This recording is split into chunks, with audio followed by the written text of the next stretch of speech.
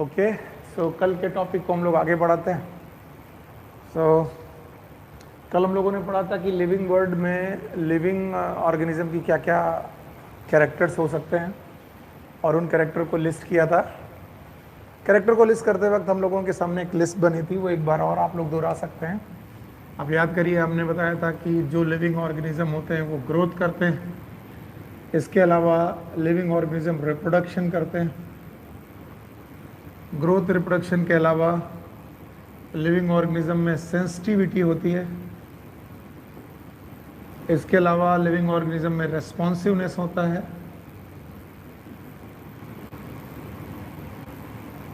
इसके अलावा ना मेटाबॉलिज्म होती है, यानी लिविंग ऑर्गेनिज्म मेटाबॉलिज्म करते हैं। ये 5 मेन कैरेक्टर के अलावा मैंने बताया था सेल्फ रेप्लिकेट कर सकते हैं। ओके, सेल्फ ऑर्गेनाइज होते हैं।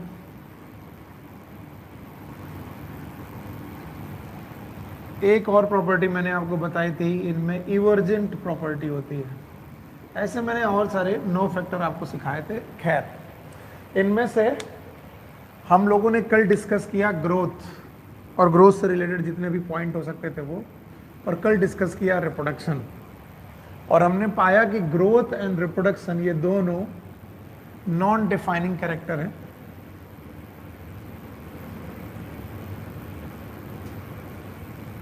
नॉन डिफाइनिंग कैरेक्टर का मतलब है जरूरी नहीं कि ये हर लिविंग ऑर्गेनिज्म के साथ एक कैरेक्टर एसोसिएट ही हो। इन दोनों में से जो ग्रोथ नाम का कैरेक्टर है वो लिविंग के साथ साथ नॉन लिविंग लोगों के बीच में भी होता है, ग्रोथ बाय एक्यूमुलेशन वाला कैरेक्टर। और इसके अलावा रिप्रोडक्शन वाला कैरेक्टर कल हम लोगों ने पढ़ाया था कि हर लिविंग ऑर्गेनिज्म जरूरी नहीं है कि रिप्रोडक्शन करे। जैसे कि कल हम लोगों ने एग्जाम्पल लिया था म्यूल का। तो जब म्यूल के बारे में बताया गया तो बताया गया वो एक स्टेराइल प्राणी है, और स्टेराइल प्राणी होने की वजह से हमने कहा कि वो रिप्रोडक्शन नहीं कर सकता। तो ज़रूरी नहीं कि दुनिया का हर लिविंग ऑर्गेनिज्म रिप्रोडक्शन करे ही, इसलिए वो डिफाइनिंग कैरेक्टर नहीं बन पाया। ठीक है, तो आज इतने सारे कैरेक्टर पढ़ाने के बाद, इन 2 कैरेक्टर पढ़ाने के बाद आज मैं मेटाबॉलिज्म नाम के कैरेक्टर की तरफ आगे बढ़ रहा हूँ। ऑल्दो अभी मैंने सेंसिटिविटी और रेस्पॉन्सिवनेस आपको नहीं पढ़ाई है, लेकिन आज का हमारा टॉपिक है metabolism. First of all, what is metabolism? वैसे तो बचपन से जब से हम लोगों ने पढ़ना चालू किया और हमने पाया कि मेटाबॉलिज्म को हम लोग एक ही डेफिनेशन से बोलते हैं, it is sum total of all chemical reaction. Sum total of all chemical reaction occurring in living cell. किसी भी जीवित कोशिका के अंदर होने वाली सारी sum total of all chemical reactions, इनको हम लोग मेटाबॉलिज्म कहते हैं, या फिर occurring in living body. Living cell के अलावा लिविंग बॉडी में भी जितनी भी रिएक्शंस हो रही हैं उन्हें हम लोग मेटाबॉलिज्म की संज्ञा देंगे। एक ही बात है कि मेटाबॉलिज्म में जो सम total of all chemical reaction है ये कैसे डिफाइन की जा सकते हैं, तो उनको समझने के लिए मैं आपसे बताना चाहता हूं कि जब सेल बनी, ध्यान से समझिएगा, जब इस दुनिया में सेल बनी तो सेल के अंदर आया प्रोटोप्लाज्म। याद रखना, प्रोटोप्लाज्म। और इस प्रोटोप्लाज्म के अंदर यू नो दैट न्यूक्लियस भी रहा और साइटोप्लाज्म भी आया, और इस साइटोप्लाज्म में आए बायोमॉलिक्यूल्स। बहुत आसानी से समझने की कोशिश कीजिए। इस साइटोप्लाज्म के अंदर कंपाउंड्स,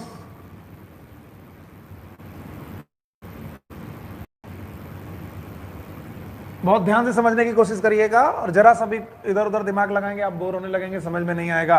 तो आपके सामने जो है सेल है, इस सेल के अंदर प्रेजेंट है केमिकल्स, और केमिकल्स जिनका नाम है बायोमॉलिक्यूल। अगर ये बायोमॉलिक्यूल ना होते तो आप इस दुनिया में जिंदा नहीं होते। आपकी बॉडी में बायोमॉलिक्यूल होने की वजह से ही आप जिंदा हैं, याद रहे।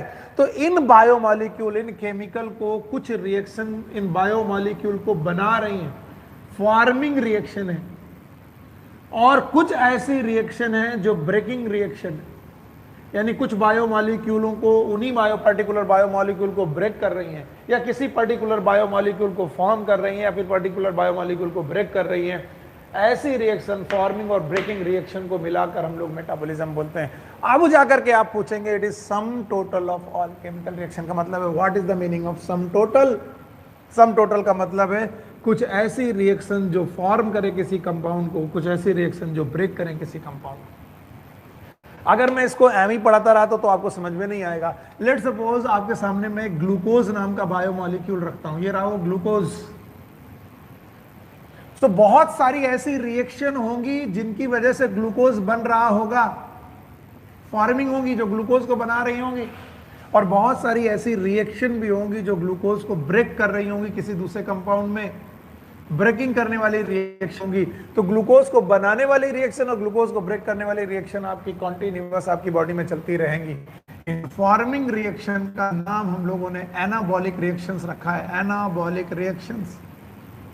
और ब्रेकिंग रिएक्शन का नाम हम लोगों ने कैटाबॉलिक रिएक्शन रखा है।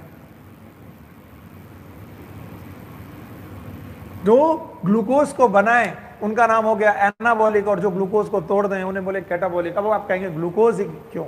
ग्लूकोज नहीं, कोई भी बायोमॉलिक्यूल अगर आपकी कोशिका में प्रेजेंट है तो उसका फॉर्मिंग और ब्रेकिंग अगर कॉन्टिन्यूअस चलता रहा तो एनाबॉलिज्म और कैटाबॉलिज्म दोनों चलती रहेंगी, और एनाबॉलिज्म और कैटाबॉलिज्म दोनों चलती रहेंगी तो sum total of all chemical reaction it is known as metabolism.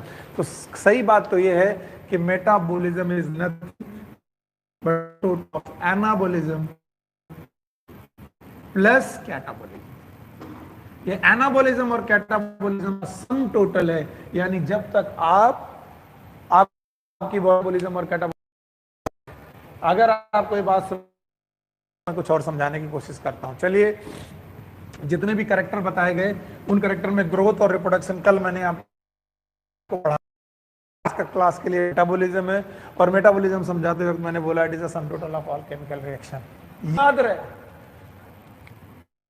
All living organism perform metabolism. दुनिया के जितने भी ऑर्गेनिज्म हैं वो मेटाबॉलिज्म को कोई भी दुनिया का नॉन लिविंग ऑर्गेनिज्म मेटाबॉलिज्म नहीं कर सकता। No non living organism can perform metabolism. जो मेटाबॉलिज्म है किसी नॉन लिविंग ऑर्गेनिज्म के द्वारा कभी भी परफॉर्म नहीं होती। अब आपको 2 मिनट रुक करके मेरी एक बात समझनी, बात यूं समझनी है कि जैसे जैसे ओरिजिन ऑफ लाइफ शुरू हुई, प्लीज ध्यान सुने, इस दुनिया में जीवन की उत्पत्ति शुरू हुई तो बहुत सारे केमिकल्स आपस में जुड़ते गए। कहते हैं कि भैया जो लिविंग चीजें जिंदा प्रोड्यूस हुई हैं इस धरती पे वो नॉन लिविंग चीजों से बनी है। तो क्या हुआ, समुद्र के अंदर ये केमिकल्स जो है वो इकट्ठा होते रहे। ये जो केमिकल्स हैं एग्रीगेट करके एक केमिकल का समूह बनाते हैं जिसे बोलते हैं कोजरवेट्स। जब कभी आप ओरिजिन ऑफ लाइफ पढ़ेंगे तो ये बात आप समझ में आएगा। जैसे जैसे केमिकल इकट्ठा होते रहे, बहुत सारे केमिकल यहाँ थे नॉर्मल इनऑर्गेनिक केमिकल से ऑर्गेनिक बना, ऑर्गेनिक से लार्जर ऑर्गेनिक बना, और लार्जर ऑर्गेनिक से और लार्जर ऑर्गेनिक बना, फिर ये कोजरवेट नाम का एक स्ट्रक्चर बना।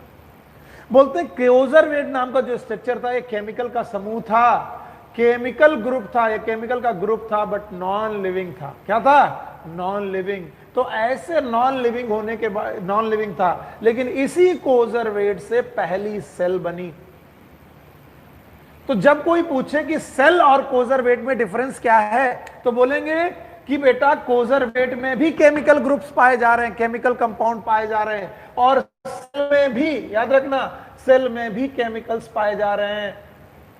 जब ये भी केमिकल का समूह है और ये भी केमिकल का समूह है, दोनों केमिकल का समूह है, मानकर देखिए कोजरवेट भी केमिकल का समूह और कोशिका भी केमिकल का ही समूह है, तो ये नॉन लिविंग क्यों है और इसे लिविंग क्यों माना गया? क्यों? क्योंकि बेटा जो सेल के अंदर का केमिकल ग्रुप था उसे माना गया प्रोटोप्लाज्म। क्या माना गया? प्रोटोप्लाज्म। और प्रोटोप्लाज्म वो जगह है जहां पर पहली बार चालू हुई मेटाबॉलिक रिएक्शन। इसका मतलब नॉन लिविंग और लिविंग के बीच में आकर कौन रुक गया?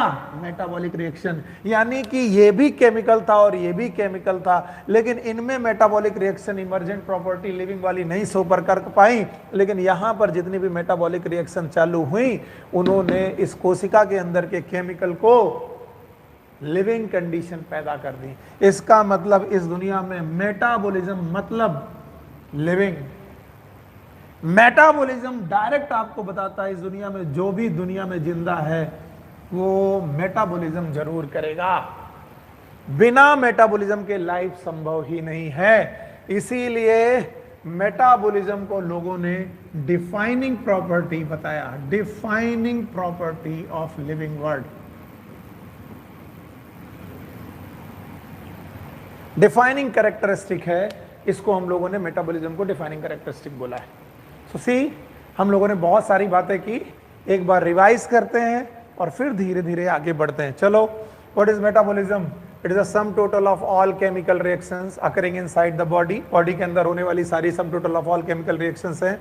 हमने कहा कि ये जो हमारी कोशिका है, ये कोशिका बायोमॉलिक्यूल की बनी है, केमिकल कंपाउंड की बनी हुई है, और उस बायोमॉलिक्यूल को बनाने वाली रिएक्शन का नाम हम लोगों ने रखा एनाबॉलिज्म और तोड़ने वाली रिएक्शन का नाम रखा कैटाबॉलिज्म। तो there are two kind of reactions, one is known as anabolism, दूसरा कैटाबॉलिज्म। एनाबॉलिज्म और कैटाबॉलिज्म के ग्रुप को या फिर एनाबॉलिज्म और कैटाबॉलिज्म के इन सम टोटल को हम लोगों ने बोला मेटाबॉलिज्म। फिर मैंने आपको बताया जैसे जैसे इस जीवन की उत्पत्ति हुई, हमारे समुद्र में पाए जाने वाले केमिकल कंपाउंड इनऑर्गेनिक से ऑर्गेनिक, ऑर्गेनिक से लार्जर ऑर्गेनिक, लार्जर ऑर्गेनिक से कोजरवेट्स बने। कभी कोई पूछे व्हाट इज कोजरवेट, तो बताइए केमिकल का समूह ही है। पर पूछे कोई बोले कि ये लिविंग है कि नॉन लिविंग, तो बोलो नॉन लिविंग। लेकिन कोजरवेट से जो पहली सेल बनी वो लिविंग क्यों है? वो भी केमिकल कंपाउंड है, लेकिन उन दोनों के बीच में क्या बीच में आ गई? Metabolic reactions. ओके, सो मेटाबॉलिज्म इस दुनिया में जहां जहां है वहां वहां पर लिविंग कंडीशंस जरूर होंगी।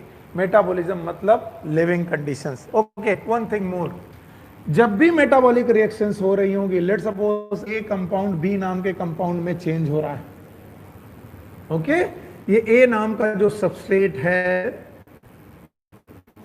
बी नाम के किसी प्रोडक्ट में चेंज हो रहा है, तो ये एक केमिकल रिएक्शन ही है, लेकिन this chemical reaction will be catalysed.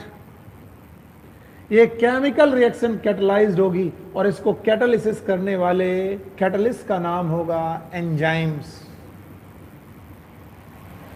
फिर सुनिए, these are known as enzyme, so we can say all the metabolic reactions are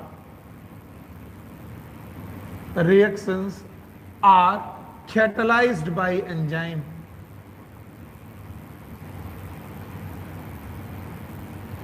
तब मैं आपसे सोचने के लिए बोलूंगा कि एक नॉर्मल रिएक्शन चल रही हो स्मॉल ए से स्मॉल बी, ये नॉर्मल रिएक्शन स्मॉल ए से small b reaction chemical reaction normal chemical reaction कहलाएगी। लेकिन वहीं पर एक कैपिटल बी की दूसरी एक रिएक्शन चल रही है और उस रिएक्शन को आपने बोला कि सर ये मेटाबॉलिक रिएक्शन है। तो मैंने पूछा कि मेटाबॉलिक रिएक्शन भी तो एक केमिकल रिएक्शन है। आपने कहा ठीक है सर, मेटाबॉलिक रिएक्शन भी एक केमिकल रिएक्शन है, नॉर्मल रिएक्शन की तरह केमिकल रिएक्शन है, लेकिन फिर भी इसे मेटाबॉलिज्म क्यों नहीं बोल रहे हैं और इस रिएक्शन को मेटाबॉलिज्म क्यों बोल रहे हैं? क्योंकि इन दोनों रिएक्शन में एक ही डिफरेंस है, दैट इज एंजाइम्स। इसका मतलब इस दुनिया में वो सारी रिएक्शंस जो एंजाइम की प्रेजेंस में हो रही हैं, they are known as metabolic reactions. इन्हें बोलेंगे मेटाबॉलिक रिएक्शंस। तो अभी अभी मैंने तुम्हें बताया कि कोशिका के अंदर पाए गए प्रोटोप्लाज्म में ऐसी क्या खास बात थी जो कोजरवेट में नहीं थी? यस, प्रोटोप्लाज्म में पाए गए जो भी प्रोटोप्लाज्म था उनमें जो भी बेटा रिएक्शंस चल रही थी वो कैटलाइज्ड हो गई थी। ये नॉर्मल कैटालिसिस नहीं हुई थी बल्कि एंजाइम की प्रेजेंस में हुई थी, और एंजाइम्स की प्रेजेंस में कैटलाइज होने की वजह से हम लोगों ने इन रिएक्शन का नाम लिविंग रिएक्शन रख दिया और इन लिविंग रिएक्शन को हम लोगों ने मेटाबॉलिक रिएक्शन बोला। तो देखा जाए, प्रोटोप्लाज्म ना होता तो एंजाइम ना होते, मेटाबॉलिक रिएक्शन ना होती और इसका मतलब इस दुनिया में जीवन ना होता। इसलिए प्रोटोप्लाज्म को हम लोग फिजिकल बेसिस ऑफ लाइफ बोलते हैं। Physical basis of life. अगर इस दुनिया में प्रोटोप्लाज्म ना होता तो दुनिया में लाइफ भी ना होती। क्यों? क्योंकि प्रोटोप्लाज्म ना होता तो मेटाबॉलिज्म ना होती, और मेटाबॉलिज्म ना होती तो लिविंग कंडीशंस ना होती। क्या आप इस बात को समझ पाए कि भाई मेटाबॉलिज्म कितनी इंपॉर्टेंट चीज है? ओके, अब वो आपको कुछ बातें और समझाने की कोशिश करते हैं। वो कहते हैं कि सर जी आप टेस्ट ट्यूब ले लो। मैंने कहा ठीक है भाई, टेस्ट ट्यूब ले लिया। ओके, और बोलते हैं टेस्ट ट्यूब में आप कुछ सबस्ट्रेट डाल दो। ठीक है, मैंने कहा मैंने सबस्ट्रेट डाल दिया। बोलते हैं इस सबस्ट्रेट में कुछ आप एंजाइम डाल दो। मैंने कहा ठीक है भाई, एंजाइम डाल दिया। तो हमने कहा टेस्ट ट्यूब में ओके कुछ सबस्ट्रेट, एक या दो सबस्ट्रेट प्रेजेंट हैं और एंजाइम प्रेजेंट हैं, तो क्या वहां पर मेटाबॉलिक रिएक्शन होने लगेंगी? यस, बिल्कुल होने लगेंगी, क्योंकि मेटाबॉलिक रिएक्शन के लिए मैंने बताया है कि this reaction must be catalysed bye enzyme. तो टेस्ट ट्यूब में होने वाली वो रिएक्शन जो एंजाइम की प्रेजेंस में कैटलाइज्ड हो रही हैं, उन्हें हम लोग मेटाबॉलिक रिएक्शन बोलेंगे। यस, तो बताओ क्या इन रिएक्शन को हम लिविंग रिएक्शन बोल सकते हैं? बिल्कुल, घबराना मत, खूब बिंदास तरीके से बोलिए कि यस, यहां पर ये रिएक्शन लिविंग रिएक्शन है। पर क्या ये लिविंग रिएक्शन होने की वजह से, इस लिविंग रिएक्शन होने की वजह से ये टेस्ट ट्यूब पूरी की तरह लिविंग हो गई? नो, टेस्ट ट्यूब को हम लोग लिविंग नहीं बोल पाएंगे। क्यों नहीं बोल पाएंगे? क्योंकि ये तो एक फिजिकल थिंग है, ऑल्दो इसके अंदर लिविंग रिएक्शन चल रही है। तो हम बड़ी अजीब पसोपेश में आ जाते हैं कि ये ना तो हमें लिविंग लगता है और ना तो ये नॉन लिविंग लगता है। क्यों? क्योंकि लिविंग होने के लिए मेटाबॉलिज्म चाहिए, मेटाबॉलिज्म रिएक्शन चल रही है तो इसे लिविंग बोलिए सर। लेकिन अगर मैं मेटाबॉलिक रिएक्शन कहूं, लिविंग रिएक्शन चल रही है, तो इस टेस्ट ट्यूब को लिविंग माना जाए? No, test tube is not living. Then sir ये लिविंग और नॉन लिविंग को सही ढंग से डिफाइन करने लायक बात नहीं है। और पहला ही क्वेश्चन सबसे बड़ा क्वेश्चन होता है कि ये कौन सी बात हो गई? या तो आप इसे लिविंग बोलिए या तो नॉन लिविंग बोलिए। तो मैं आपसे फिर कहूंगा, आप वापस लौटिए सेल की तरफ। जब आप सेल के अंदर जाते हैं, सेल के अंदर जाते हैं, प्लीज ध्यान से समझिए, यहां पर प्रोटोप्लाज्म है। यस, प्रोटोप्लाज्म है। तब मैं बोलूंगा कि इस प्रोटोप्लाज्म में एक मेटाबॉलिक रिएक्शन है कि मैनी मेटाबॉलिक रिएक्शन है? Yes, many metabolic reaction. Okay, और ये जो मैनी मेटाबॉलिक रिएक्शंस चल रही हैं, बहुत सारी मेटाबॉलिक रिएक्शंस चल रही हैं, ये सब की सब ऑल मेटाबॉलिक रिएक्शन मिल करके, ऑल मेटाबॉलिक रिएक्शन मिल करके एक स्टेट पैदा करती हैं, और उस स्टेट को हम लोग लिविंग स्टेट बोलते हैं। क्या बोलते हैं? Living state. और ये लिविंग स्टेट तभी पॉसिबल है जब एक मेटाबॉलिक रिएक्शन हो, दो रिएक्शन हो, तीन रिएक्शन हो, कि all, it is all metabolic reaction. तो कोशिका को लिविंग हम इसलिए बोल पाए, सेल को लिविंग हम इसलिए बोल पाए कि यहां पर होने वाली all metabolic reactions, all metabolic reactions जो हैं वो एक साथ चल रही हैं। तो एक लिविंग रिएक्शन से आप जिंदा नहीं हो जाते कि सर मेरे अंदर एक ग्लूकोज बनने लगा और ग्लूकोज बनना ही मुझे जिंदा रखा है। नहीं, मेरे अंदर बनने वाले सारे बायोमॉलिक्यूल मेरे जिंदा रहने के लिए बहुत जरूरी है। इसलिए इस कोशिका में होने वाले सारे की सारी मेटाबॉलिज्म बहुत ज्यादा जरूरी है लिविंग कंडीशन के लिए। अब वापस आइए टेस्ट ट्यूब में।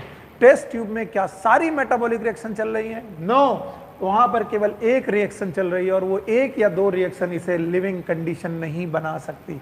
फिर से क्वेश्चन, क्या सर यहां पर कोशिका की सारी लिविंग कंडीशंस पैदा कर दी, कोशिका की सारी रिएक्शन अगर मैं टेस्ट ट्यूब में कराने लगूं तो क्या टेस्ट ट्यूब को लिविंग माना जाएगा? मैं कहूंगा करा के तो देखिए, क्योंकि सारी लिविंग कंडीशन, सारी मेटाबॉलिक रिएक्शन कराने के लिए यहां नॉर्मल केमिकल नहीं चाहिए। नॉर्मल केमिकल की बजाय क्या चाहिए? प्रोटोप्लाज्म।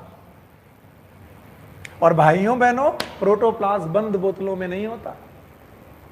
आपको टेस्ट ट्यूब में प्रोटोप्लाज्म नहीं मिलेगा, और प्रोटोप्लाज्म केवल मिलता है सेल के पास। इसीलिए सेल का दूसरा नाम, कोशिका का दूसरा नाम प्रोटोप्लास्ट भी है।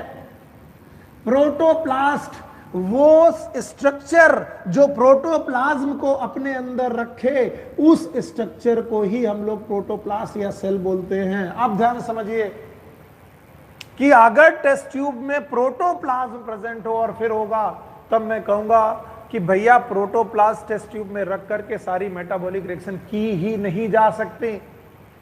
तब आप कहेंगे सर सारी मेटाबॉलिक रिएक्शन करनी है तो करें कहां? तब हम कहेंगे केवल एक ही जगह पॉसिबल है कि सारी मेटाबॉलिकल रिएक्शन केवल सेल में ही परफॉर्म की जा सकती है। Only cell is the place where all metabolic reaction can be perform. और अगर सारी मेटाबॉलिक नहीं की जा सकती हैं तो सेल के अलावा दुनिया में और कोई चीज नहीं हो सकती। इसीलिए बेटा हमने बचपन से पढ़ा है सेल इज, याद करो हम लोगों ने बचपन से पढ़ा है कि cell is a structural and functional unit of life. यानी सेल से छोटा स्ट्रक्चर पॉसिबल नहीं है जिसमें जिंदगी हो, और सेल से छोटा फंक्शन भी पॉसिबल नहीं है जिसमें लाइफ हो। इसका मतलब लाइफ होने के लिए मिनिमम रिक्वायरमेंट क्या है? सेल। कई बार सेल इज फंडामेंटल, ये शब्द भी लिख देते हैं, fundamental structural and functional unit of life. इसका मतलब सेल से छोटी चीज जिसमें लाइफ हो पॉसिबल ही नहीं है। याद रहेगा, सेल ही सबसे छोटी चीज है जिसमें लाइफ हो सकती है। सेल से छोटी चीज और कोई नहीं है जिसमें लाइफ हो। इसीलिए क्यों? क्योंकि सेल ही छोटी सी छोटी चीज है जहां पर कौन सी रिएक्शन हो रही है? Metabolic reaction. इसलिए अगर मेटाबॉलिज्म डिफाइनिंग प्रॉपर्टी है तो याद रखना मेटाबॉलिज्म कहीं भी नहीं बल्कि सेलुलर ऑर्गेनाइजेशन में होती है। तो आप याद रखने सेलुलर ऑर्गेनाइजेशन, सेल का organization is also a defining property, it is a defining property of living being. तो जितना मेटाबॉलिज्म इंपॉर्टेंट है उतना ही सेलुलर स्ट्रक्चर इंपॉर्टेंट है, क्योंकि सारी मेटाबॉलिक रिएक्शन टेस्ट ट्यूब में करवाई जा ही नहीं सकती। और सारी मेटाबॉलिक रिएक्शन करवाने के लिए आपको क्या चाहिए? आपको चाहिए साइटोप्लाज्म या प्रोटोप्लाज्म। और प्रोटोप्लाज्म क्या बंद बोतलों में मिलता है? क्या आपको किसी टेस्ट ट्यूब में मिलता है? नहीं मिलता है। इसका मतलब प्रोटोप्लाज्म कहाँ मिलता है सर? सेल के अंदर। तो जहां प्रोटोप्लाज्म होगा वहीं सारी मेटाबॉलिक रिएक्शन होंगी, वहीं लिविंग कंडीशंस आएंगी। तो हम कह सकते हैं जहां प्रोटोप्लाज्म होगा वहीं लाइफ होगी। और अब मैं पूछता हूं कि प्रोटोप्लाज्म कहाँ होगा, तो आप बोलोगे सेल के अंदर। तो आप क्या बोलोगे? Cellular organization is also very important for the living being. So this was again a defining property जो आपको मालूम होनी चाहिए थी। ओके, चलिए रब करते हैं। ग्रोथ और रिप्रोडक्शन के बाद आज हम लोगों ने मेटाबॉलिक रिएक्शंस पढ़ी और मेटाबॉलिक रिएक्शन को समझने की कोशिश की। मैं मिटा रहा हूं, आप मुझे बताइए what is metabolic reactions? Metabolic reactions are the sum total of all chemical reactions. कोई बोले सम टोटल क्यों? कितने प्रकार की रिएक्शन हो सकती हैं? तो आप बोलोगे कुछ फॉर्मिंग रिएक्शन होगी, कुछ ब्रेकिंग रिएक्शन होगी। तो मैं बोलूंगा फॉर्मिंग रिएक्शन का नाम क्या होगा? आप बोलोगे एनाबोलिज्म। मैं बोलूंगा ब्रेकिंग रिएक्शन का नाम क्या होगा? आप बोलोगे कैटाबोलिज्म। तो मैं बोलूंगा anabolism and catabolism both are, anabolism and catabolism both are included in metabolism। इसका मतलब मेटाबॉलिज्म में दो प्रकार के रिएक्शन, एनाबोलिज्म और कैटाबोलिज्म। और इस दुनिया में जो भी जिंदा है उसको क्या करना पड़ेगा? मेटाबॉलिज्म। ओके, नाउ अब हम लोग ग्रोथ, रिप्रोडक्शन, मेटाबॉलिज्म और सेलुलर ऑर्गेनाइजेशन के बाद आगे बढ़ते हैं और कॉन्शियसनेस की तरफ आते हैं। कॉन्शियसनेस को मैंने दो हेड में आपको समझाने की कोशिश की थी। One is known as sensitivity और दूसरा है responsiveness.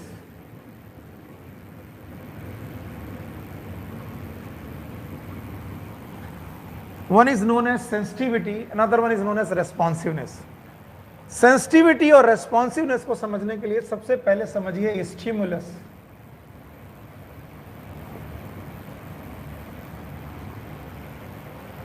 Okay, so what is stimulus? Any change. देखिए मैंने क्या बोला, कोई भी बदलाव, any change in physical, chemical or biological, any change in physical, chemical and biological aspect is known as stimulus.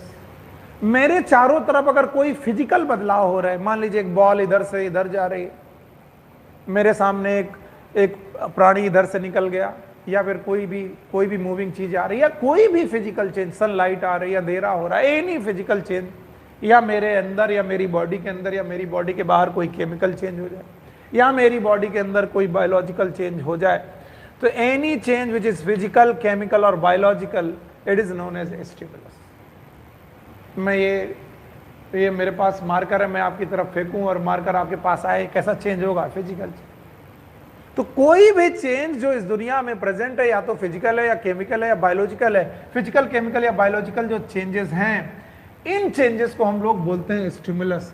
याद रखना, स्टिमुलस को जो सेंस कर ले, यानी इन चेंजेस को अगर कोई सेंस करने की कैपेबिलिटी रखता है, इसे बोलते हैं सेंसिटिविटी. मैं बैठा हूं कमरे में, अचानक लाइट जली, मैंने देखा लाइट जल गई, it is known as sensitivity. Okay, sensitivity. अब ये लाइट जल गई तो मैं इस लाइट को रिस्पॉन्स करूंगा. हो सकता है लाइट बहुत ज्यादा ब्राइट हो, मैं आंखें बंद कर लूं. लाइट जली, मैंने जानना इट इज सेंसिटिविटी, लेकिन आंख बंद करना इस लाइट कॉल के लिए रिस्पॉन्स है. तो याद रखना, स्टिमुलस को सेंस करना it is known as sensitivity, और स्टिमुलस को रिएक्ट करना, to react the stimulus is known as it is responsiveness. तो याद रखना, अगर इस दुनिया में कोई भी ऑर्गेनिज्म है और उस ऑर्गेनिज्म में सेंसिटिविटी है और साथ में उसमें रेस्पॉन्सिवनेस है, तो सेंसिटिविटी और रेस्पॉन्सिवनेस दोनों को मिलाकर हम लोग क्या बोलेंगे? कॉन्शियसनेस है. ओके. अब बेटा, सेंसिटिविटी किस वजह से आती है? Due to sense organ. Sensitivity आने के लिए हमारे पास है sense organ. Like animals have the sense organ. इस दुनिया में सारे एनिमल के पास सेंस ऑर्गन है, और वो बेटा सेंस ऑर्गन के द्वारा ऑलमोस्ट सारे, कुछ लोअर ऑर्गेनिज्म के पास सेंस ऑर्गन नहीं है तो बेटे रिसेप्टर होंगे. सेंस ऑर्गन या फिर रिसेप्टर्स हैं जिनके द्वारा वो इन्हें रिसीव कर सकते हैं, और रेस्पॉन्सिवनेस करने के लिए इनके पास बहुत सारे मोटर रेस्पॉन्सेस के लिए बहुत सारी चीजें.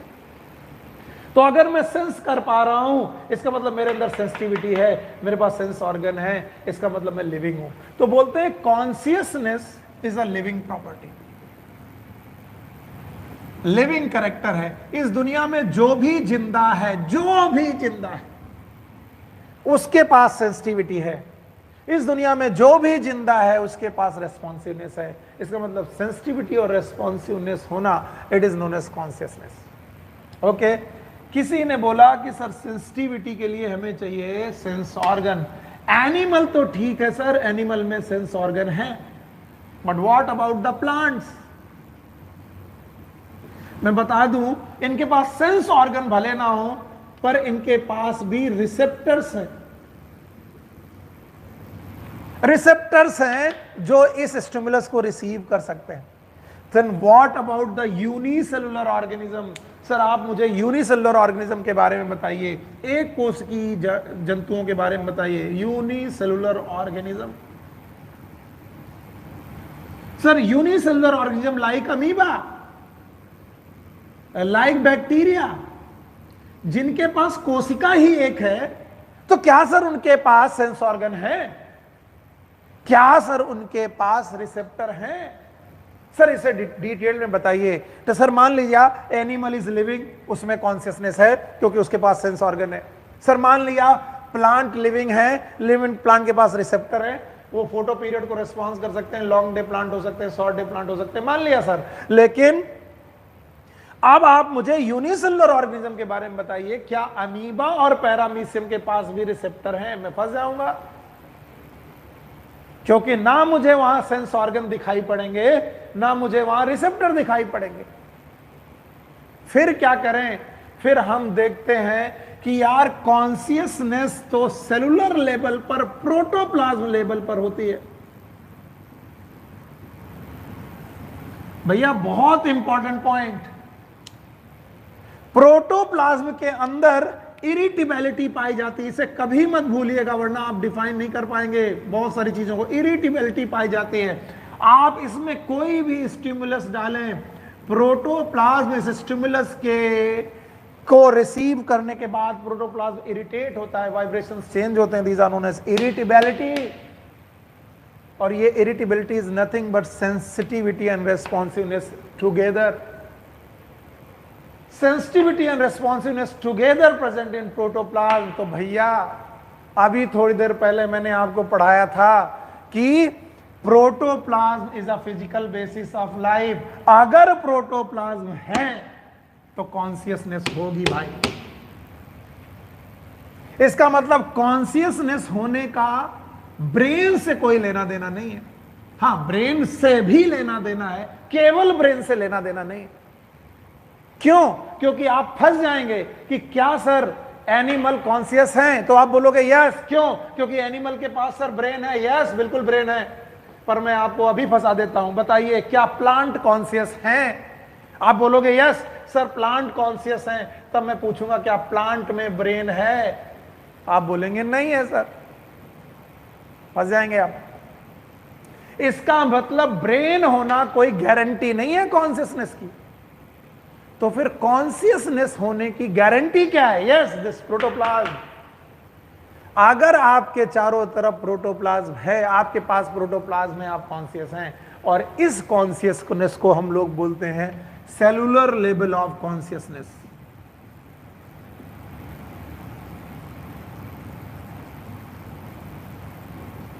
और अभी आपको मैंने बताया था, भूल गए आप शायद, मैंने बताया था जिंदा रहने के लिए मेटाबॉलिज्म जरूरी है, और मेटाबॉलिज्म के लिए साइटोप्लाज्म जरूरी है। इसका मतलब अगर आप जिंदा रहना चाहते हैं तो मेटाबॉलिज्म करना पड़ेगा, मेटाबॉलिज्म करना चाहते हैं तो प्रोटोप्लाज्म करना जरूरी होगा। और मेटाबॉलिज्म को मैंने डिफाइनिंग प्रॉपर्टी बताया।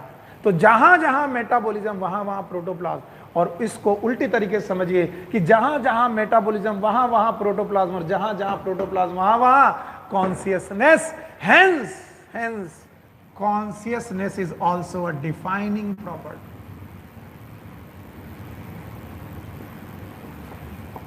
कॉन्शियसनेस भी एक डिफाइनिंग प्रॉपर्टी हो गई। समझ गए? इसका मतलब आप ये कहें कि सर कॉन्शियसनेस डिफाइनिंग प्रॉपर्टी क्यों है, तो मैं बोलूंगा कॉन्शियसनेस डिफाइनिंग प्रॉपर्टी इसलिए है क्योंकि कॉन्शियसनेस प्रोटोप्लाज्म लेवल पर पाई जाती है, और प्रोटोप्लाज्म लेवल पर जो चीज भी पाई जाती है वो कॉन्शियसनेस कहलाएगी। तो कॉन्शियसनेस डिफाइनिंग प्रॉपर्टी हो गई। और मैंने बोला कॉन्शियसनेस होने में दो बातें, one is known as sensitivity, another one is known as responsiveness. कितना आसान हो गया हमें समझना कि कॉन्शियसनेस भी एक डिफाइनिंग प्रॉपर्टी है। क्यों? क्योंकि जहां जहां प्रोटोप्लाज्म वहां वहां मेटाबॉलिज्म, मेटाबॉलिज्म डिफाइनिंग, और जहां जहां प्रोटोप्लाज्म वहां वहां कॉन्शियसनेस, तो कॉन्शियसनेस भी डिफाइनिंग प्रॉपर्टी। बट एक छोटी सी बात जो हमारी एनसीईआरटी ने हमें बताई कि कॉन्शियसनेस जरूरी है प्रोटोप्लाज्म लेवल तक होने पर बस, लेकिन बेटा ब्रेन भी हमें कॉन्शियसनेस देता है, ब्रेन भी हमें कॉन्शियसनेस देता है। और ये जो कॉन्शियसनेस होती है ये सेंस ऑर्गन के लेवल पर होती है, सेंस ऑर्गन लेवल। तो ब्रेन भी कॉन्शियसनेस देता है, क्योंकि ब्रेन भी तो बेटा सेल्स का ही बना है, और उन सेल का नाम है नर्व सेल्स, और नर्व सेल्स में प्रेजेंट है ग्रे मैटर, और grey matter is nothing but protoplasm. तो भैया ब्रेन कोई ऐसा अलग से चीज नहीं है, ब्रेन भी कोशिकाओं का बना है, और ब्रेन का जो कॉन्शियसनेस है वो बेटा सेंस ऑर्गन लेवल पर है। हम देख पा रहे हैं, हमारी आंखें सेंस ऑर्गन, आंखें देख पा रही है, कान सुन पा रहे, टंग टेस्ट को ले पा रही है, नाक स्मेल को ले पा रही है, स्किन इसको टच को समझ पा रही है। इसका मतलब ये ब्रेन का जो कॉन्शियसनेस है ये सेलुलर कॉन्शियसनेस के से अलग है, लेकिन उसी की प्रॉपर्टी से इमर्ज हुई। वन मोर थिंग, ब्रेन रखने की वजह से ह्यूमन में इंटेलिजेंस आ गया, ह्यूमन दे गॉट इंटेलिजेंस, और इंटेलिजेंस आने की वजह से अकेला human is the only animal जो सेल्फ कॉन्शियस है, जो अपने बारे में कॉन्शियस है, सेल्फ कॉन्शियस है। Human is the only animal which is known as self conscious. याद रखना, कॉन्शियसनेस सब में होती है, हर लिविंग ऑर्गेनिज्म में होती है, चाहे वो यूनिसेलुलर से चले मल्टी सेलुलर तक जाइए, prokaryote, eukaryote, everywhere there is a consciousness. लेकिन सेल्फ कॉन्शियसनेस केवल और केवल ह्यूमन बीइंग में होती है। ह्यूमन बीइंग के अलावा इस दुनिया में सेल्फ कॉन्शियसनेस कैसे? हम देखते हैं कि हमने क्या कपड़े पहने, हम देखते हैं कि हम क्या बोल रहे, हम देखते हैं कि हमें कैसा व्यवहार करना। जानवर ऐसा व्यवहार, दूसरे जानवर ऐसा व्यवहार नहीं करते, वो कहीं पर भी कुछ भी कर सकते हैं। सो सेल्फ कॉन्शियसनेस इंटेलिजेंस की वजह से आया, और इंटेलिजेंस की वजह से ही, क्योंकि ये ब्रेन से चालू होती है, और इंटेलिजेंस की वजह से हम लोग सेल्फ कॉन्शियस हुए। तो प्लीज, जो लोग भी इस दुनिया में कॉन्शियसनेस को ब्रेन की प्रॉपर्टी मान लेते हैं वो ठीक मानते हैं, लेकिन केवल ब्रेन की प्रॉपर्टी मान लेते हैं वो गलत मानते हैं। ब्रेन ना होने के बावजूद भी देयर में बी कॉन्शियसनेस, बिना ब्रेन की भी कॉन्शियसनेस हो सकती है। प्लांट इसका एग्जाम्पल है। तो याद रहे, कॉन्शियसनेस केवल ब्रेन की प्रॉपर्टी हो, इसे छोड़ दीजिए, इसे मत टेंशन लीजिए, ऐसा मत समझिए कि ब्रेन की प्रॉपर्टी है। इसीलिए consciousness is the property of all living organism. Her living organism की प्रॉपर्टी है, वेदर इट इज प्रोकैरियोट और यूकैरियोट्स और प्लांट्स और एनिमल। इस दुनिया में जितने लोग हैं वो सब के सब कॉन्शियस हैं। तो consciousness is the property of all living organism, इसे भूलिएगा मत। बहुत अच्छी तरीके से समझाया मैंने, और समझाने की कोशिश की। समझाया क्या? मैं समझाने की कोशिश कर रहा हूँ, आप देखिए आपको कैसा समझ में आ रहा। तो बताइए, क्या कॉन्शियसनेस का केवल ब्रेन से लेना देना है? नहीं, कॉन्शियसनेस का केवल ब्रेन से लेना देना नहीं है। कॉन्शियसनेस का लेना देना, अगर कॉन्शियसनेस का अगर बोल दो कि कौन एक ऐसी चीज़ है जो हमेशा कॉन्शियस होगी, इट इज़ प्रोटोप्लाज्म। और जहाँ जहाँ प्रोटोप्लाज्म वहाँ वहाँ मेटाबॉलिज्म, इसलिए जहाँ जहाँ कॉन्शियसनेस वहाँ वहाँ मेटाबॉलिज्म।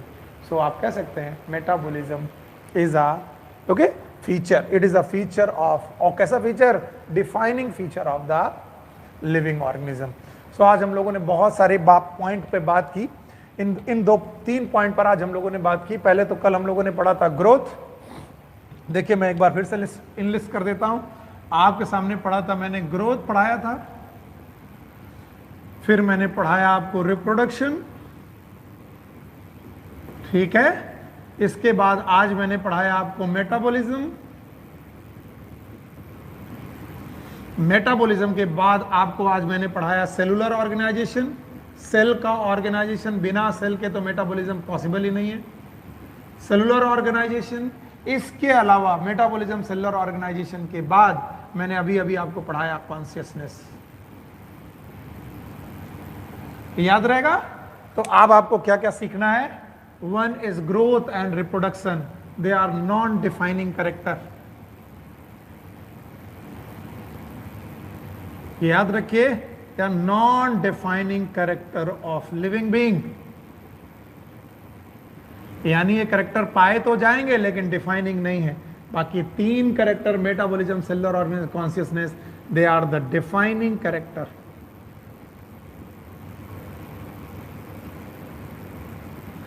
Of living being.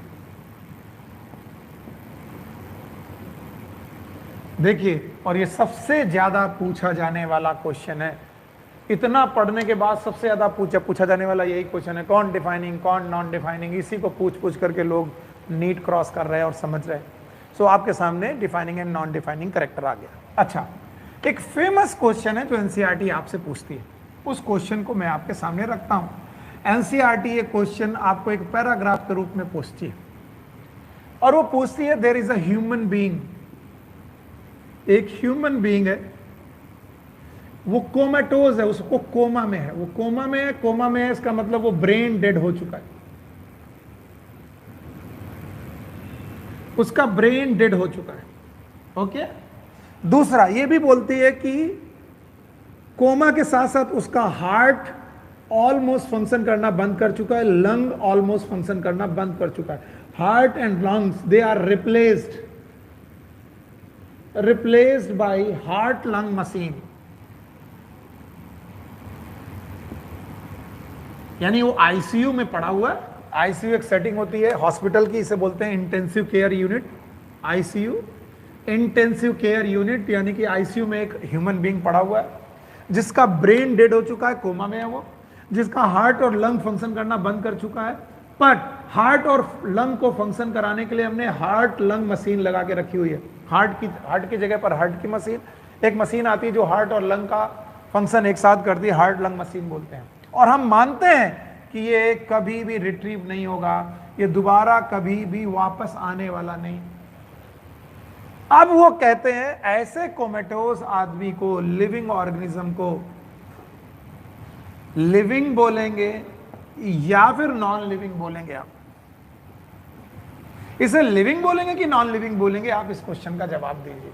और याद रखना, मुझे इतना मालूम है एनसीईआरटी पढ़ाते पढ़ाते इस क्वेश्चन पर बहुत सारे टीचर ने पीएचडी तक करके रखी हुई है और वो अपना अपना तरीका बताते हैं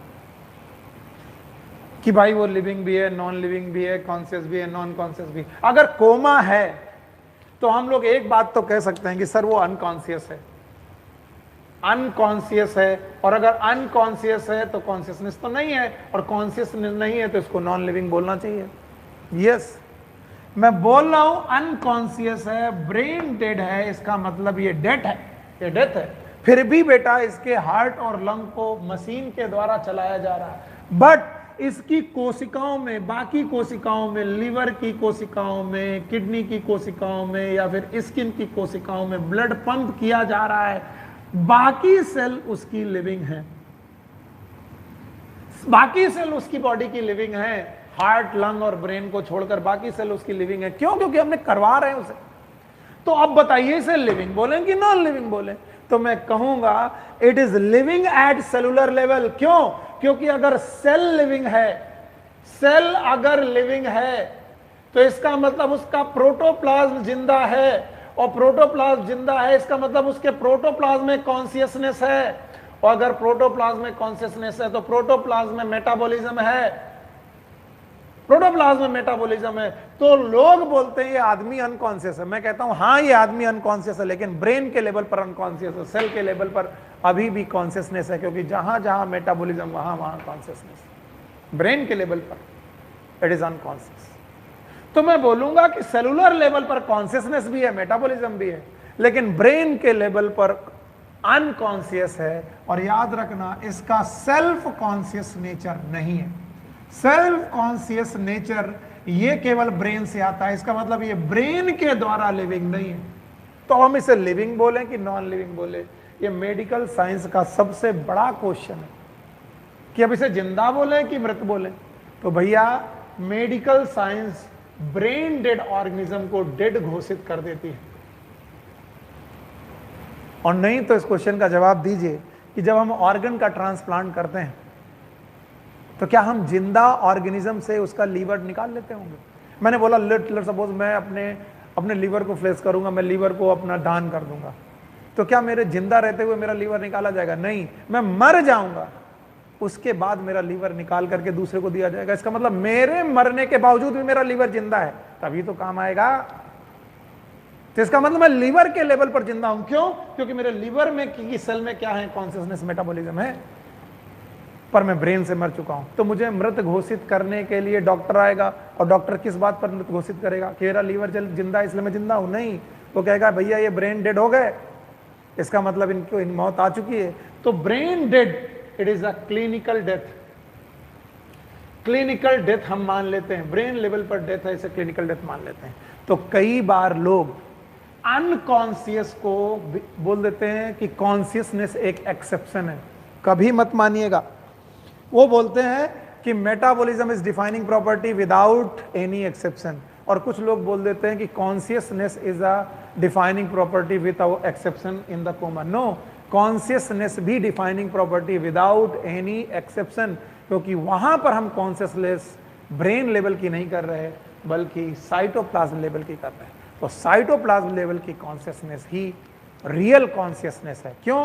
क्योंकि ब्रेन की कॉन्शियसनेस अगर कॉन्शियसनेस मानी जाती तो बताइए प्लांट कॉन्शियस हुए कि अनकॉन्शियस हुए? प्लांट के पास तो ब्रेन ही नहीं है, अगर प्लांट के पास ब्रेन नहीं है तो उनको अनकॉन्शियस मानना जाना चाहिए, लेकिन फिर भी प्लांट को भी कॉन्शियस मानते हैं विदाउट ब्रेन। इसका मतलब कॉन्शियसनेस ब्रेन से ही हो ये जरूरी नहीं है, कॉन्शियसनेस को हम सेलुलर लेवल पर देखते हैं। तो कॉन्शियसनेस भी डिफाइनिंग प्रॉपर्टी हुई, मेटाबॉलिज्म भी डिफाइनिंग प्रॉपर्टी हुई, और विदाउट एनी एक्सेप्शन हुई। Okay, so this was the all 5 properties: growth, reproduction, metabolism, cellular organization, consciousness। इसके बाद वाली प्रॉपर्टीज एंड डाइवर्सिटी और लास्ट, ये सब चीजें हम लोग कल की क्लास में आगे कंटिन्यू रखेंगे। So take care, good luck, bye bye. Ankit, अंकित